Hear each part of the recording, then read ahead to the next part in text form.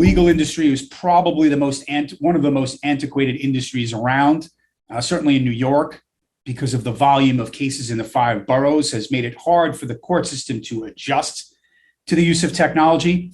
COVID sort of put a warp speed element on that. Everything changed really fast. And so now just about every motion and most depositions are being conducted, much like this interview is, via Zoom. So we're questioning clients sometimes where they're in their own home.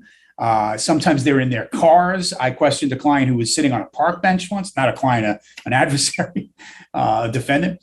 So we're seeing a lot of that. And so lawyers need to prepare their clients for that. If they're not going to sit next to them and prepare them for a deposition, they need to prepare them for how to go about a deposition in the virtual world, which is a little different. You can make errors. You can say things when you're unmuted. You can share things you don't want to share. You can appear in a manner you don't want to appear in. That's one element of the technology.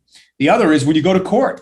So now going to court for an attorney means he better be very tech savvy and be able to get on with that judge in the right time and the right place, be able to be heard clearly, speak slower, which is something I sometimes have a problem doing. And now technology has forced me to adjust, and I have.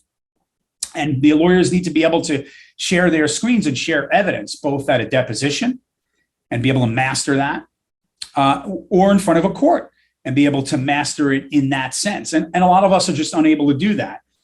Fortunately, I'm not one of them. But if you're unable to master all of these, and I do truly mean master them, you're going to put yourself at a disadvantage.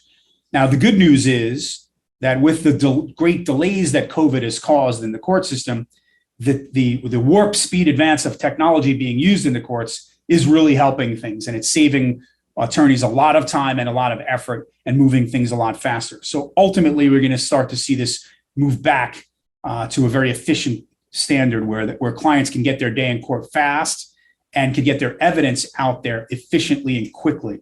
And that's going to really help everybody.